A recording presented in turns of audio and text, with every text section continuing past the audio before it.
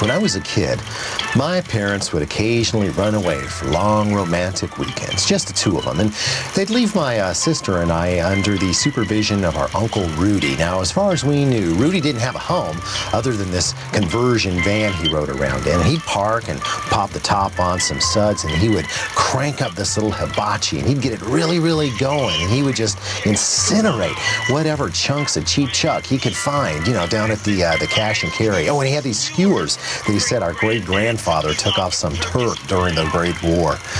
Rudy thought those kebabs were the height of cuisine. And the beer, too.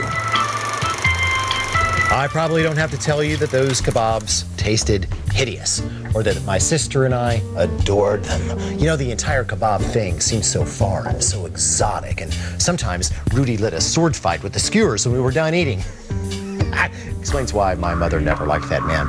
Anyway, like many American skewer meisters, Uncle Rudy's kebab served as a bold expression of his desire to have as little to do with cooking as possible, which is a shame, because with a little time, attention, know-how, and the right skewers, kebabs can be a true expression of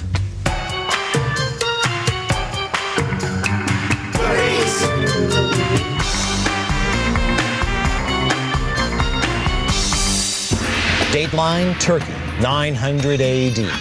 As the moon rises over the barren, desolate plains of Eurasia, bands of marauding Ottomans, tired and hungry from a long day of empire building, settle down to their supper.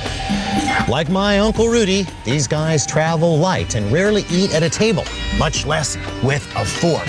And of course, they don't seem to have anything to sit on even, but they are a civilized and inventive lot. So when one of them manages to kill a critter or two, they adapt and they use their swords and daggers as culinary tools, and thus the shish kebab, or skewered roasted meat product, is born. Of course, you have to wonder, if the Ottomans were so inventive, why didn't they invent the Ottoman? Now let's say that come supper time, you found yourself facing one simple tool, a wee little bit of time, not much in the way of fuel, and one big old honking piece of meat, say a yak rump or something like that. Now, the amount of time and temperature, and therefore fuel, required to cook a piece of meat is greatly a function of surface area. Now, this piece of meat has an approximate surface area of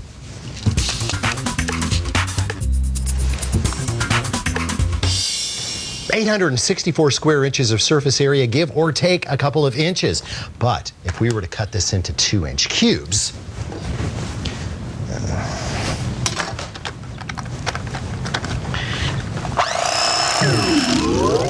now, if I have counted correctly, we now have 216 2-inch cubes, possessing a total of, if I can use this thing, 5,175 inches of square inches of surface area, give or take. Now, all other things being equal, this meat would now cook almost 6 times faster than before, and obviously with a lot less fuel. So clearly, kebabbery is a very time and fuel efficient way of cooking. Now, what does this mean to Americans like you and me?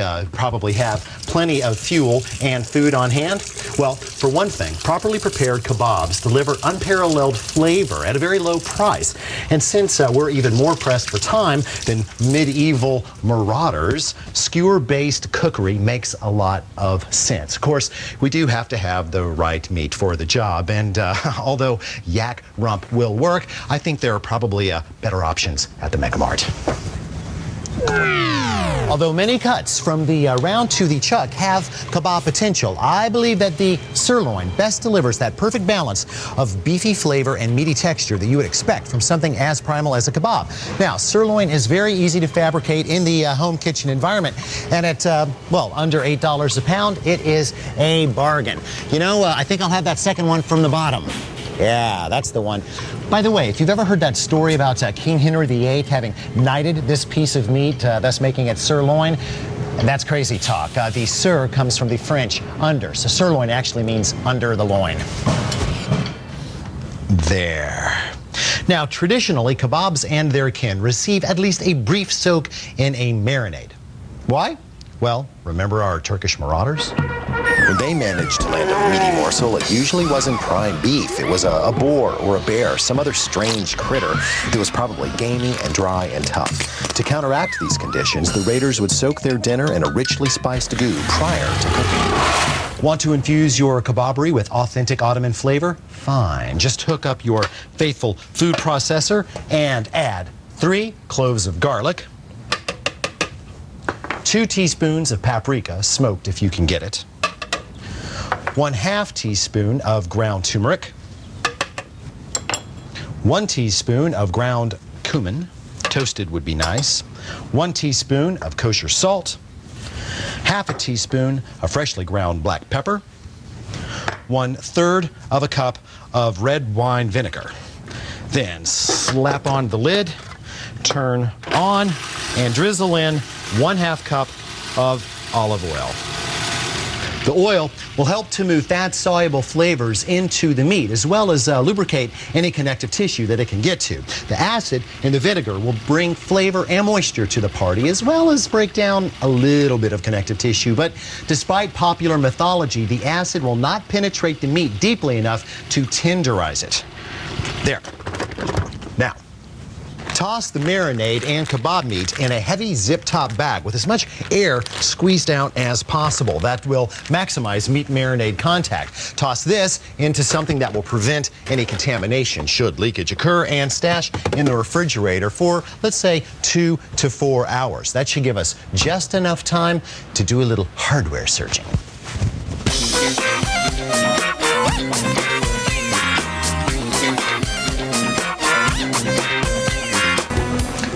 Hi, W. You know, it's funny that you're... I really don't have time to play. Just remember, you break it, you bought it. Well, I get the point, and so soon shall she. Once upon a time, choosing a skewer was as simple as drawing one's dagger or affixing one's bayonet. Today, there are dozens, if not hundreds, of different designs, most of them really bad. For instance, take this curved model, which is meant to sit on the edge of one's plate, how you're supposed to... Yeah, I don't know. Other standouts, we got baskets, we've got racks. This is like, I don't know, Dante's kebab pitchfork of death or something. And oh, check this out. Here's a rack for the especially lazy. You put all the kebabs on there and turn one handle and they rotate over the fire. I don't know. I say that we avoid all such mechanical whimsy and just get a straightforward skewer. But even there, things are a little bit tricky because we've got a lot of things to consider. Is it sharp enough? Is it durable enough? And is it not going to rust through years of use? The only thing I can think to do is to test them all. Remember, AB, if you break it, you bought it. First thing we have to do is check for tip sharpness. Ow! What? Wow, that took way too much force. Let's try another. Maybe something a little more slender. Well, if it wasn't you, then who? Oh, so little Missy wants to play Missile Command, does she? Okay. Now that's sharp, but you notice that the metal stock is really kind of rounded. That means that food could slip around it too easily, and this little grip on the end, way too small to get hold of with either tongs or oven mitts. Hey, let's try a non-stick version, see if it penetrates thin pieces of meat any easier.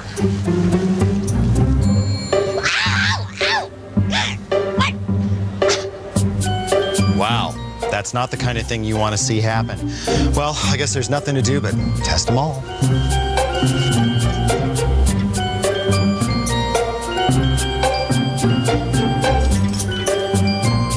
Well, after exhaustive testing, I do believe we have a winner.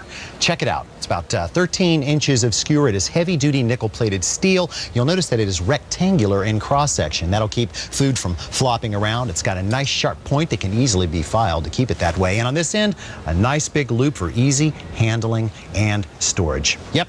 Everybody that loves it, raise your hand and say, yay!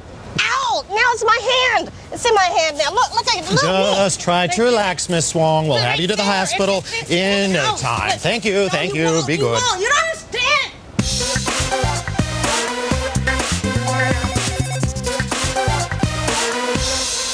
Although kebabbery be a simple sport, I do find that by following a few basic guidelines, you can bolster your chances of success. You'll notice that I like to work with latex gloves. That's just because this can get a little bit messy and the marinade will stain if you're not careful. Also have to do less hand washing this way. Now, note that even though all the ingredients are going to be cooked through, I do keep the meat segregated away from the vegetables just to prevent any possibility of cross-contamination. You'll also notice that I arrange